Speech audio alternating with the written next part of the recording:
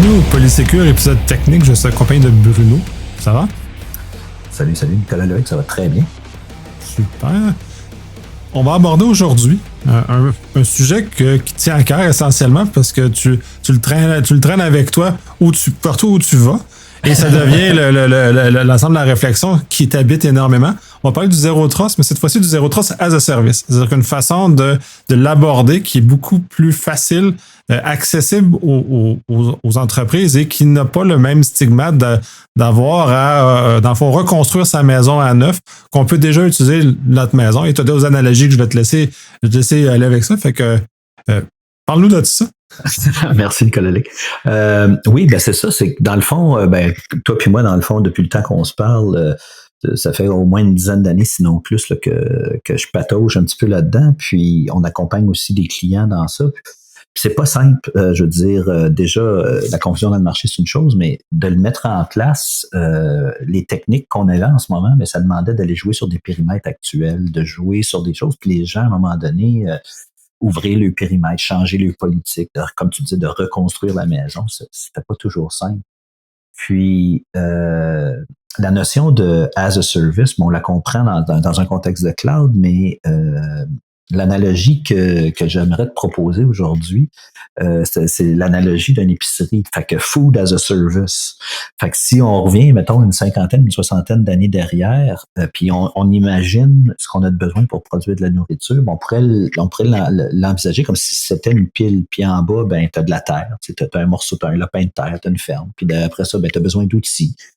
Et éventuellement, ben, tu as des gens qui travaillent la terre, puis bon, tu as des semences, tu as des animaux, à un moment donné, tu récoltes tes tu transformes ces affaires-là en produits, en steak et autres. Il faut que tu connaisses aussi comment conserver ces aliments-là pour l'hiver, puis éventuellement, mais là, tu as de la nourriture que tu peux consommer. Mais au Québec, entre autres, une petite ferme familiale, ben écoute, avait fait des patates, de la viande, des carottes, puis du chou-fleur, puis une couple d'autres choses. C'était pas mal la diète qu'on avait au Québec. On n'était pas capable vraiment de produire autre chose. Fast forward, on s'en vient aujourd'hui, puis tu rentres dans n'importe quelle épicerie, puis t'as une quantité puis une diversité de nourriture qu'on n'était même pas capable d'envisager déjà 50, 60 ans. Puis pourtant, si on refait la même pile, c'est-à-dire, on n'a pas besoin de posséder un lopin de terre, on n'a pas besoin de posséder, dans le fond, d'outils, on n'a pas besoin de main-d'œuvre.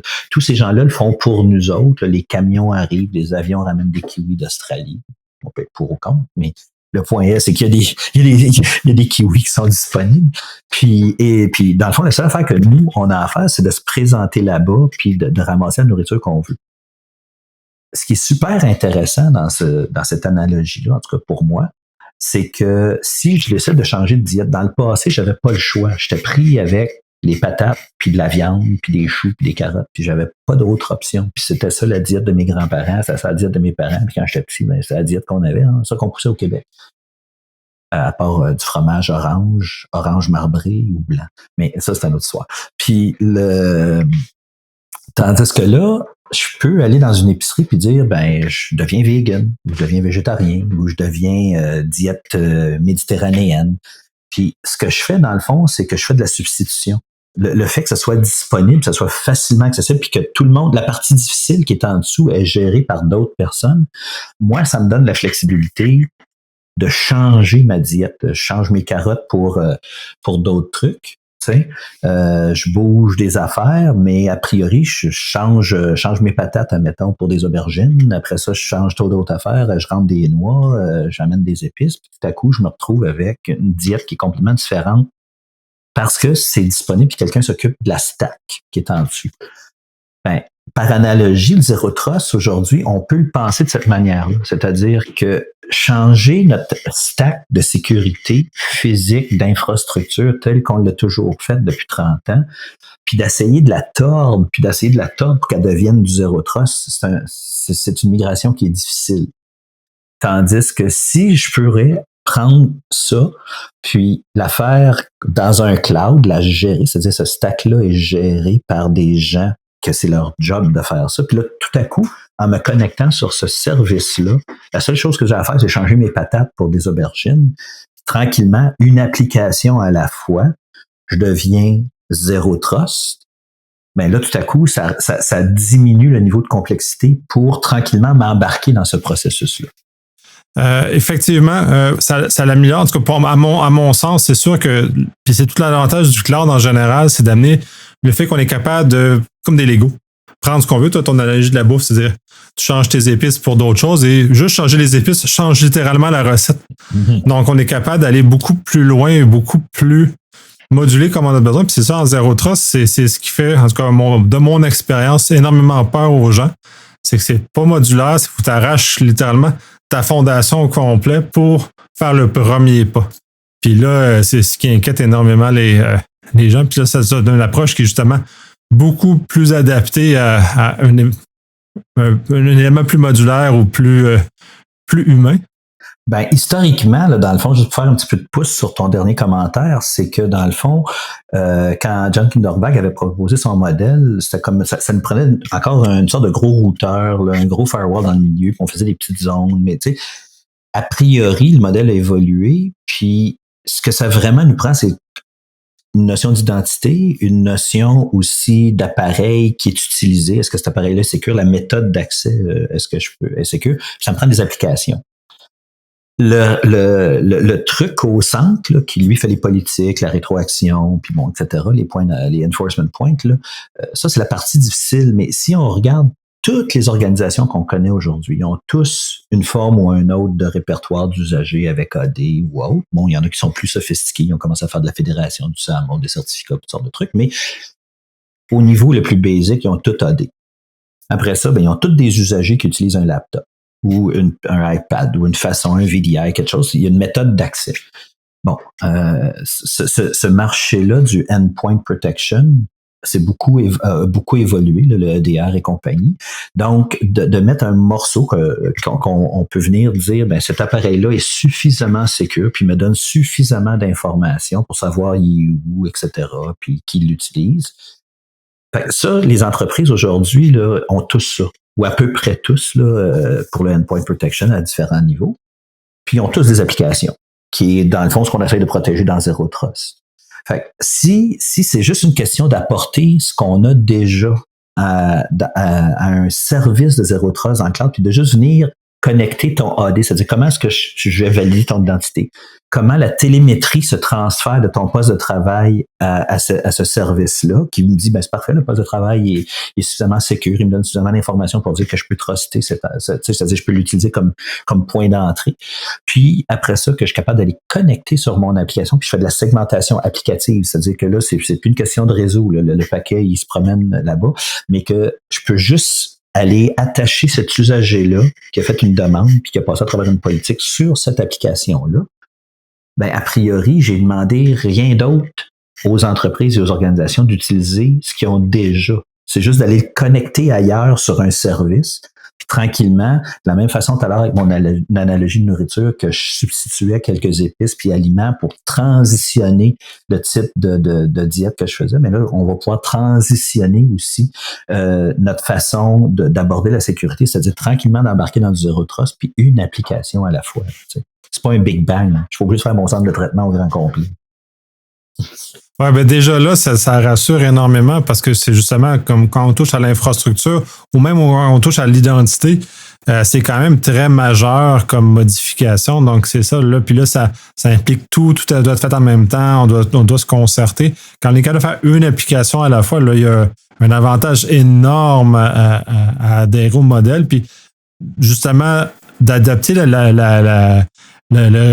l'alimentation en conséquence où on veut aller sans que ça soit justement un changement radical. Là. Puis c'est même dans nos vies personnelles, les changements radicaux, ça ne réussit jamais. Les gens les abandonnent toujours en chemin. Tu sais, c'est l'exemple des régimes d'ailleurs où les gens commencent à changer, mais ils changent leur habitude de vie d'un coup sec, puis ça marche jamais parce que on revient parce qu'on n'est pas capable là, d'adhérer d'une étape à la fois, mais on est capable justement d'amener cette modulation qui augmente le succès aussi de justement une migration vers du Zero Trust. Oui, puis ça nous donne l'occasion d'apprendre des nouvelles méthodes de cuisson dans le cas de la diète, puis des nouvelles façons d'opérer la sécurité dans l'autre cas, mais une application à la fois. Tu sais, en ce moment, là, pour faire du Zero Trust, on va tout, dans la manière un petit peu plus traditionnelle, là, je dirais. ça nous prend des logiciels qui vont annuler et qui vont analyser, c'est-à-dire les flux vers l'application, entre les usagers et les applications, entre les applications eux-mêmes, que ce soit des sondes ou rapportés par des logiciels. Puis après ça, on va se faire suggérer, dans le fond, une liste, un deny par défaut pour cette application-là qu'on va aller mettre dans nos périmètres. C'est beaucoup d'efforts. Encore une fois, on vient toucher à l'infrastructure. Dans le cas où je te parle, dans le fond, si on le fait sur une notion d'application, une application à la fois, l'application est segmentée, c'est-à-dire j'ai mis quelque chose devant qui fait en sorte que la seule façon de l'accéder, c'est passer par cette chose-là. Fait que c'est tout. Fait que en autant que le trafic se rende, c'est fait, l'application est segmentée. Puis, au lieu de focuser sur les flux qui vont partout, on regarde, tout à coup, on passe notre focus vers l'usager, c'est-à-dire dans tous les usagers que j'ai chez nous, c'est qui a vraiment besoin d'utiliser cette application-là. Puis ça, à ce moment-là, c'est offert comme un service, mais tu vas les voir, les connexions, tu vas voir c'est qui les usagers. Puis là, vu que tu as la notion d'identité, ben, tu sais, ça peut être quel groupe, quel usager, compagnie. Puis, au lieu d'essayer d'analyser des flux avec des adresses IP, ben là, tout à coup, tu commences à gérer, tu commences à t'éloigner de l'infrastructure, tu manages des usagers, des groupes, des métadonnées, des applications. Là, tout à coup, les politiques que tu vas faire sont portables. Tu sais, ils sont plus axés sur l'adresse IP de cette application-là avec l'adresse IP de cet usager-là à ce moment-là, puis qui vient nous emmerder. De manière constante. C'est-à-dire, on vient de monter un petit peu plus haut dans la couche, dans la pile, puis on s'est donné beaucoup de valeur. On travaille sur des politiques business, puis on peut se concentrer sur comment les usagers atteignent l'application. Ben, c'est ça l'objectif, c'est au bout du compte, c'est de contraindre ces éléments-là qu'aux bonnes personnes. Puis c'est là justement de des moyens là, en l'abordant par application. Puis c'est l'autre exemple aussi, puis là, en tant qu'appareil de bouffe, je connais beaucoup d'entreprises qui ont. Dans le fond, leurs applications, c'est un gros spaghetti. Justement, d'amener la notion de zéro trust, puis de devoir faire ça. Puis moi, la première étape que je suggère au gérant, généralement, c'est de défaire le spaghetti, de retourner en arrière, c'est-à-dire d'enlever tous ces liens ésotériques entre les applications qui, des fois, n'ont pas tout à fait là, mais qui, de façon historique, ont vécu là, de le ramener. C'est une première étape. Puis là, l'autre, toute la façon que tu l'abordes est aussi une très bonne méthode, parce que là, c'est l'autre côté, c'est juste la façade d'accès qui est contrôlée par un tiers dans ce cas-ci. Là. Exact. C'est-à-dire que encore une fois, quand on parle de as a service, ça veut dire qu'il y a une notion de cet environnement-là qui est hosté dans le cloud. Par contre, il faut faire un petit peu la distinction entre des offres qui ont été bâties littéralement dans le cloud, c'est-à-dire c'est codé là, dans le cloud comme tel en utilisant la plateforme cloud versus avoir pris mes appareils physiques, avoir fait des VM puis les avoir mis chez Google, les avoir mis chez Azure, là, qui est deux approches différentes. Oui, ça reste une approche cloud, mais c'est pas cloud native. Ça n'a pas été fait et pensé dans un contexte de cloud native. Ce qui fait en sorte que, a priori, mais là, je travaille pour Zscaler. Dans le cas de Zscaler, dans le fond, ce qu'ils ont fait au fil des années, puis ça pourrait être vrai de n'importe quel fournisseur infonuagique, dans le fond, ils ont bâti 150 centres de traitement à travers le monde. OK. Puis il y a un ici à Montréal, l'autre à Toronto pour le Canada. Puis je pense qu'il y en a un qui s'en vient tranquillement sur la côte ouest. Là, mais l'idée, c'est tous les services, toute cette pile-là avec l'engin de politique, la boucle de rétroaction, comment on va connecter le AD, toutes ces affaires-là. Dans le fond, c'est géré dans ce cloud-là. Puis, il y a vraiment les caractéristiques d'un cloud à la Google, Azure et compagnie, c'est-à-dire que c'est pas des VM, là, c'est vraiment cloud native. Puis, la plateforme, dans le fond, c'est une plateforme qui va gérer là, des centaines de milliers, ça reste des millions, puis des gigas. En tout cas, le nombre de transactions puis de politiques sont appliquées par jour, ça n'a juste pas de bon sens là, à travers le monde. Puis, mais mon point, c'est que le fait que c'est cloud native, ça devient un petit peu comme la plaque tournante, c'est-à-dire on vient connecter notre AD, on vient connecter nos usagers, on vient connecter nos applications une à la fois, puis on vient programmer ce cloud-là qui vient offrir la sécurité nécessaire et tout, l'analyse des données aussi, on peut faire, il y a du DLP qui se fait, mais l'idée, c'est qu'on se concentre sur les politiques au lieu de gérer de l'infrastructure. Parce qu'encore une fois, un autre des problèmes que toi et moi on rencontre souvent, c'est il n'y a pas de monde. Dans notre secte en sécurité, là, en ce moment, on manque de monde. Fait que l'idée dans tout ça, c'est que si on est capable de libérer les gens qui sont déjà là puis qui font ça, si on est capable d'éviter qu'ils mettent la charrue puis les bœufs puis qu'ils aillent cultiver le champ, puis qu'ils peuvent juste s'occuper de la diète en haut puis de qu'est-ce qu'on cuit le soir puis qu'est-ce qu'on mange ce soir, ça va permettre tranquillement cette transition-là avec les gens qu'on a. Puis le niveau d'entrée, le niveau technique d'entrée est beaucoup plus bas parce que la plateforme est gérée. Oui, tout à fait. Puis c'est ça, la rareté des ressources, c'est l'asile. Mais c'est ça, c'est de revenir au fait, puis c'est vraiment en info numérique en général, c'est faut concentrer les gens qu'on a, le peu de gens qu'on a, sur des choses qui produisent la valeur. Ça a beaucoup plus de valeur d'avoir un bon repas le soir que de cultiver le champ un jour, puis dans le fond, finir par manger ce qu'on a cultivé. Fait que là, on est capable de ça, puis le temps qui est libéré, mais on peut le mettre à d'autres choses, à créer des affaires qui sont plus en harmonie avec la mission de la business que de juste d'opérer quelque chose que quelqu'un d'autre peut faire beaucoup mieux que nous autres aussi. Là. Puis c'est aussi d'admettre qu'il y a beaucoup d'entreprises et beaucoup de services qui sont offerts, qui sont beaucoup meilleurs que ce qu'on peut faire à l'interne avec les petites ressources qu'on a. Là. Oui, tout à fait. Tu sais, puis encore une fois, c'est pas un désaveu de ce qu'on a fait. OK? Je pense qu'on a fait le maximum avec les gens qu'on avait, avec la technologie qui était disponible. Ce que ça vient faire, d'être capable de l'offrir en service, c'est que ça vient débloquer ça, c'est que il n'y a plus cette relation-là de une personne à X nombre d'appareils dans un infra ou à un type de technologie. Ah ben moi, je suis juste bon à faire des firewalls, mais pas pour les IDS, puis je suis pas capable d'aller lire un log ou peu importe, là. Tout à coup, on vient de prendre ces gens-là puis de décupler l'impact qu'ils peuvent avoir au niveau sécurité puis politique de la business. Tu sais, puis ça, juste en soi, là, ça a beaucoup, beaucoup, beaucoup de valeur. Oui, c'est fou. Puis c'est ça, tu transformes les gens, au lieu d'être des connaisseurs de firewall, ils vont devoir se spécialiser en politique parce que c'est essentiellement ça qui est le fondement du Zero Trust. C'est tout le volet, le moteur de politique qui applique ensuite les accès selon et qui est capable dynamiquement aussi d'échanger les accès. Là. Ça, c'était l'exemple là, que Google parlait il y a quelques années là, quand il parlait de son approche. C'est du jour d'un coup le poste ne devient plus conforme. Puis là, on remonte plus loin dans le monde du NAC, qui était un peu le premier balbutiement de cette notion-là de Zero Trust. Où il y avait une vérification en continu de la posture du poste et du moment que la posture changeait, le poste se faisait déconnecter du chose. Mais là, on parle d'éléments d'infrastructure. Puis pour avoir traîné là-dedans, c'était ardu déployer ce genre de choses-là et la résistance était énorme. Puis en même temps, c'est déployé sur des agents, sur des postes. Puis avec puis le problème, c'est qu'on investit à cette époque-là. Il y était des précurseurs parce que maintenant que les ADR, avec tous les autres signaux qu'on récupère des machines, qui sont beaucoup plus raffinés, beaucoup plus sophistiqués, puis même maintenant, certains sont même natifs dans les systèmes d'exploitation. Bien heureusement, Microsoft a fait un gros effort. Sous Linux, ben, ça a toujours existé, mais avant qu'on le réussisse à le synthétiser et à l'utiliser, c'est plus récent en termes d'outils sur le chose, mais ça fait une meilleure historique. Mais comme la plupart des postes sont Windows, ben, c'est le fait que maintenant, il y a des API, il y a des logs, il y a des choses comme ça qui sont c'est beaucoup plus facile d'aller en temps réel. Oui. Puis, ben, un petit peu comme on se parlait un petit peu d'avant, pour encore une fois faire un peu de millage sur ce que tu dis. Je vais reprendre une deuxième analogie. À l'époque, quand Henry Ford a fait la première Ford T, ben, il faisait tout, du bumper au toit, au volant, au siège, au moteur. Il faisait tout.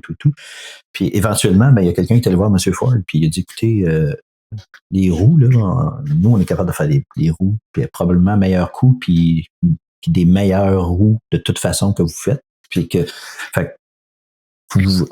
permettez-nous de le faire pour vous, continuez à bâtir le toit, à faire l'assemblage, là, mais on va vous fournir les roues. OK, puis on va le faire mieux que vous allez avoir une meilleure auto. Ben, dans le fond, ce qui est intéressant, c'est qu'on revient, mettons, au cloud provider, puis dans notre cas à nous, du côté du Zscaler, on travaille avec tous, là, mais vraiment aussi très étroitement avec les gens d'Azure. Puis, fait que si on considère Azure comme la Ford T, là, dans le fond, nous, dans le fond, on vient offrir à Azure la roue. Tu sais, toute la partie, on n'est pas là pour faire le AI, le data lake, le business analysis, les VM. Ça, c'est vraiment où eux, dans le fond, c'est leur le gros de la business, c'est ça, c'est le gros de ce qu'on va chercher comme valeur là-bas. Puis dans tous les clouds d'ailleurs. Mais tout l'aspect d'après ça, de segmenter cette application-là, une à la fois, qu'elle soit chez vous ou dans Azure, la notion d'accès, sécuriser les accès et tout, là, dans le fond, on est comme cette roue-là qui est meilleure que la roue originale qui vient se greffer. Puis, ça vient relever là, les Sentinel One et compagnie, là, que les produits d'Azure qui viennent, mettons, parce que bon, ils sont, comme tu dis, les plateformes Windows, les PDA, les mobiles qu'on a sont majoritairement, en tout cas au Québec, si je regarde, en tout cas, la plateforme Microsoft, elle est partout, elle est omniprésente. Puis même si c'est pas la plateforme Microsoft comme telle, ça peut être même un Apple à côté, mais ils se connaissent, ils font tous du Office 365, ils vont tous dans Azure. Donc, fait que de venir compléter, de venir offrir une meilleure roue dans ce contexte-là, ça vient augmenter non seulement le niveau de sécurité, mais ça vient faire que même le passage au cloud est enablé avec le Zero Trust. Oui, puis je vais aussi rebondir sur un autre point, puis tu l'as refait un peu le volet du désaveu. Parce que quand on discute de ce genre de nouvelles technologies-là ou la résistance associée, il y a aussi tous ces gens-là qui sentent ou qui perçoivent malheureusement, à tort, que c'est un désaveu du travail qu'ils ont fait dans le passé. Puis ça j'ai énormément croisé pour le Zero Trust, entre autres, mais aussi pour à peu près tout ce qui demande un changement significatif pour une entreprise. Il y a justement c'est cette émotion-là qui s'insère dans la discussion et qui nuit. Dans ce cas-ci, ben là, ça facilite parce que, en tout cas, tant qu'à moi, l'approche que tu parles, il y a beaucoup moins d'éléments comme ça parce qu'on ne revise pas grand-chose finalement. On fait juste ajouter une nouvelle brique qui va remplacer puis qui va aider les gens à progresser. Absolument, absolument. Tu as tout à fait raison dans cette façon de le voir, là. Ça simplifie l'adoption, puis justement qu'on puisse arrêter de protéger. Justement, ce modèle-là, parce que là, comme on dans le fond, on fait juste... dans le fond, c'est comme un proxy, essentiellement, là, avec un moteur d'analyse. Exact. Donc, l'application elle-même, de l'autre côté, si on regarde dans l'entreprise, elle n'est pas tout à fait isolée. Elle est vraiment juste isolée sur le chemin qu'on utilise pour y accéder. C'est ça, c'est que traditionnellement, dans le fond, si on regarde, là, oublions le Zero Trust 2 secondes, mais juste comment on publie un service IP, OK? Dans le fond, il y a une adresse DNS, on match un nom à une adresse IP, puis bon, ça me prend une route pour me rendre à ce service-là. Donc, si j'ai un service web, admettons chez moi, là, puis que je veux le rendre disponible à l'Internet, ben, ça me prend un firewall, ça me prend un DNS externe, puis il faut que je perce un trou dans mon firewall pour regarder le trafic qui rentre. Mais dans le fond, si je me mets du côté des hackers, j'ai juste scanné le DNS, puis je sais où ce que les services se trouvent. Dans le fond, à cette heure, après ça, je peux les attaquer de différentes manières, mais mon premier niveau de reconnaissance, c'est que j'ai publié que ce service-là existait sur l'Internet. L'approche qui est utilisée dans un mode SaaS, en tout cas dans un mode as a service, là, chez nous, chez Zscaler, c'est que dans le fond, on vient mettre un connecteur devant l'application. Puis ce connecteur-là fait un petit peu la même chose qu'un routeur à la maison, c'est-à-dire qu'il NAT en sortie, puis il appelle le nuage. Donc, l'idée, c'est que je m'en viens mettre cette fonction-là devant l'application que je veux protéger, que je veux segmenter. Donc, j'ai pas besoin de changer le réseau, j'ai pas besoin de changer rien. Puis, je fais l'union 1 à 1, si on veut, là, des flux entre le connecteur et l'application. Puis, je dis au connecteur, ben, appelle le nuage. Donc, c'est un appel en sortie qui se fait, qui se connecte dans le nuage. Donc, j'ai plus besoin de DNS externe, j'ai plus besoin de publier mon service. Puis le transport, il n'y a plus de port d'ouvert. C'est-à-dire, je ferai un scan, il n'y a plus de port d'ouvert. C'est une connexion en sortie qui vient vers le nuage. Puis l'idée, c'est que mes usagers se connectent aussi dans ce nuage-là. Le nuage devient un proxy de transit, comme tu en parlais tout à l'heure, où les politiques s'appliquent, où la télémétrie s'en va pour valider que mon poste de travail est tout, que bon, je suis dans un Starbucks et non pas à l'aéroport ou en Chine, peu importe, là, tu sais, puis toutes ces politiques-là, dans le fond, ils vont s'accumuler, puis il va y avoir quelqu'un qui va avoir écrit des politiques business pour dire, ben, Bruno peut faire ça ici, mais pas là-bas, etc. Puis, dans le fond, ce qui arrive dans le cloud de Zscaler, c'est qu'on vient attacher les deux morceaux si la politique est bonne. Dans le fond, la connexion se fait pas à l'extérieur du nuage, la connexion se fait dans le nuage en privé, invisible à l'œil. Donc, on vient de segmenter l'application sans toucher au réseau, sans toucher au périmètre. Puis l'idée, c'est qu'on vient d'éliminer la surface d'attaque au moins d'un point de vue public. Puis on fait ça, le processus recommence pour chaque nouvelle application que l'usager voudrait aller attacher.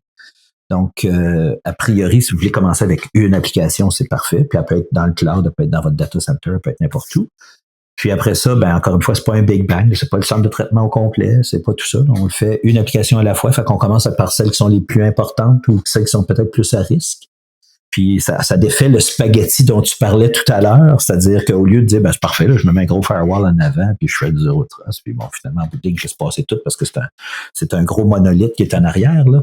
Mais là, tranquillement, je peux cibler une fonction, puis il y a juste elle qui va être attachée. Donc, je défais tranquillement, ça me force à défaire le spaghetti dont tu parlais tout à l'heure. Justement, c'est une première étape très intéressante, justement, pour nous amener vers quelque chose de plus robuste, puis de plus mature. Puis de toute façon, l'autre volet, c'est vraiment les politiques qui vont faire la différence, qui donnent la puissance du Zero Trust. C'est vraiment le moteur de la politique, là, parce que c'est justement là où on va être capable de mieux comprendre qui a accès à quoi et comment ils ont accès. Puis là, justement, ça va obliger quand même, malgré tout, de devoir poser les questions difficiles qui vont nous amener, à démêler le spaghetti, parce qu'il faut se poser les questions. Pourquoi l'utilisateur a accès et en quelles circonstances il peut avoir accès et ne doit pas avoir accès, justement, s'il est au Starbucks, quand tout le monde peut regarder sur son écran ou quand il est chez lui, il est dans une pièce qui est plus appropriée que dans un endroit public, là. Puis, encore une fois, un des fondements du Zero Trust, il fallait que tu vois tout le trafic. Puis l'idée de John Kinderberg, c'est d'aller foutre un gros proxy dans le milieu de ton réseau. Ben, si on pense un petit peu à cette heure dans un proxy qui est hosté dans le cloud, puis que tout ton trafic applicatif et usager passe dans ce proxy-là, on revient exactement au même modèle. OK? Mais c'est un bring your own environment. T'amènes tes AD, t'amènes tes usagers, t'amènes tes applications, t'amènes tes laptops, tu viens juste te plugger là. Puis, c'est facile à cette heure d'aller mettre de l'analytique dans ce cloud-là. Tu sais, dans le fond, Zscaler en offre déjà. Il y a beaucoup de trucs là, qu'on vous offre, mais a priori, vous avez développé quelque chose in-house où, bon, vous êtes la Sûreté du Québec, vous avez besoin de quelque chose de plus particulier, mais à ce moment-là, on importe dans les outils la télémétrie, puis les logs, puis en tout cas tout ce que nous, on voit là, par rapport à l'expérience usager, puis comment l'usager, parce que là, encore une fois, on s'est décollé des adresses IP, parce que les politiques parlent d'usager puis d'application, ils parlent plus d'adresse IP. Donc là, tout à coup, on sait que Bruno s'est connecté à telle heure, de telle place, pour telle application, qui a fait tel genre de truc, tu sais. Puis si on peut ramener ça, après ça, dans des outils plus spécialisés encore, même si déjà on fait déjà un excellent boulot, mais on n'a pas la prétention de dire qu'on fait tout, là. Fait qu'on peut ramener ça dans un Darktrace, on peut ramener ça dans un SIEM, on peut ramener ça dans les outils que vous connaissez puis que vous avez dans l'entreprise a besoin pour venir compléter, dans le fond, cette information-là qui est nécessaire aussi en rétrospective là, pour l'utilisation des services, puis garder un audit, puis la conformité, puis bon, tous les autres trucs là, qui se passent. Mais c'est intéressant d'avoir, justement, parce que ça ramène un peu de l'analyse de la journalisation aussi, qui est déjà incluse. C'est ça, ça vient comme compléter plusieurs phases, même ça s'inscrit dans un élément plus grand, comme tu mentionnes, ça peut être que ça, ou ça peut s'alimenter avec d'autres composants déjà en place. Mais c'est très intéressant, justement, de commencer, parce que beaucoup d'entreprises font de la misère à gérer leur log. Déjà, d'avoir une façon de les utiliser pour quelque chose d'immédiat. Dans le fond, ce que tu appelles les signaux, c'est essentiellement des logs. Fait d'avoir ces logs-là et de pouvoir avoir une objectif d'utilisation. Parce que puis, souvent, dans des projets de journalisation que je vois, ils veulent tout, mais ils savent pas quoi faire avec. Fait que là, on essaie, puis dans le fond, on se noie très rapidement. Fait que là, en ayant un objectif clair, les signaux, les logs, servent à donner une décision d'accès en temps réel. Et justement, ça vient enlever tout le malveillant, parce que le malveillant, lui, va apparaître dans ces logs-là comme étant malveillant. Ou un utilisateur qui n'est pas conforme, qui n'écoute pas les politiques d'entreprise, ben, il n'aura pas plus accès, parce qu'il va être justement bloqué par les signaux, soit des choses en temps réel ou la journalisation qui vient encadrer tout ça. Puis oui, on a des trucs, admettons, je prends au niveau du AI, il y a des trucs qui sont plus au niveau comportemental, etc. Mais tu sais, j'ai pas pris la peine de comparer avec ce qui existait sur le marché, mais il y a des outils que ça fait comme une dizaine d'années qui se développent, admettons, pour reconnaître les anomalies, admettons, comportementales et compagnie. Si on fait déjà une première passe, un premier tri, etc., puis on prend la télémétrie, puis les signaux qu'on reçoit, puis qu'on est capable après ça de prendre ça puis de l'envoyer dans un outil encore plus spécialisé, parce que ça répond à un besoin de l'entreprise. Là, je sais pas, moi je suis je sais pas, l'Agence de sécurité canadienne, la SQ, peu importe, ou l'Agence de revenus. Puis j'ai des besoins vraiment très spécifiques, ou la santé, là, pour au niveau des LP qui ont besoin de contrôler qui accède à quel type d'information, puis comment l'information se propage. Ben, ça peut être le genre de politique maintenant, avec les types d'audits ou le type de rapports qui peuvent être générés, parce que tout le trafic passe dans la plateforme. C'est super intéressant. Moi, je trouve que ça fait un premier tour de roue très intéressant de cette approche-là. As-tu d'autres choses que tu aimerais aborder qu'on n'a pas suffisamment discuté? Ben, je pense que pour tout de suite, ça fait déjà le tour un petit peu de la question, là, mais je me dis, encore une fois, là, pour moi aussi, là, c'est un cheminement, là, un journey, comme ils disent en anglais. Là. Puis ma perspective sur le Zero Trust, elle évolue à mesure que les outils s'adaptent puis qu'ils se démocratisent. Puis quand je rencontre un client qui me raconte un petit peu sa difficulté à tranquillement embarquer, parce que dans le fond, je suis convaincu que c'est le bon modèle.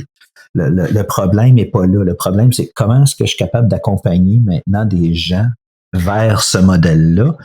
Puis avant ça, ça ressemblait à arracher des dents. Aujourd'hui, ben je trouve que j'ai un peu de sucre à leur donner en passant. Là, que je trouve qu'il y a moyen de le faire là, sans que ça soit trop pénible. Ouais, ça ressemble plus à un vaccin qu'un arrachage de dents. Ça fait un petit peu mal, mais c'est pas si pire qu'un arrachage de dents. On en a pour un dur moment et la douleur qui va durer quand même passablement longtemps après aussi. Exact. Pour avoir passé à travers l'arrachage de mes dents de sagesse, c'est pas un processus le fun. On s'en souvient longtemps. C'est bien, mais je te remercie énormément. C'est très intéressant de cette approche justement que tu puisses partager ton journey, là, ton aventure là-dedans, de ton cheminement, tout ça. Puis justement, que ça continue à avancer, puis on a des belles solutions qui se présentent devant nous. Ben, c'est parfait. Puis écoute, on se reparlera sûrement là, dans un avenir assez rapproché pour le prochain tour de roue là-dessus. Là. Super, merci beaucoup. Bonne fin de journée. Bye.